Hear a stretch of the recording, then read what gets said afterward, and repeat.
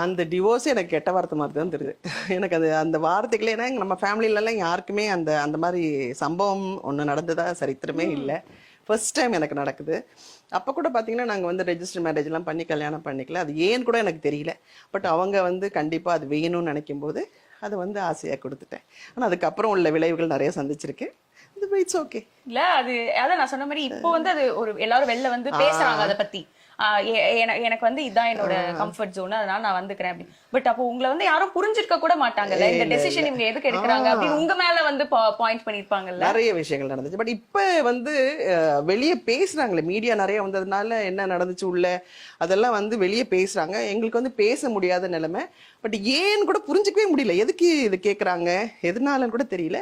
But எல்லாம் நன்மைக்கு. என்ன வந்து ஒரு சிங்கப்பெண்ணா மாத்தினது டிவோர்ஸ்ன்னு சொல்லுவேன் நான். பசங்களை பத்தி சொல்லுங்க. ஏன்னா ஐ திங்க் வந்து நீங்க வந்து அவங்கள வந்து அப்படியே உங்க கூடயே அப்படியே பொத்தி பொத்தி வச்சிருக்கீங்க. அது உங்களை சுத்தி இருக்கிற எல்லாரையுமே தெரியும்.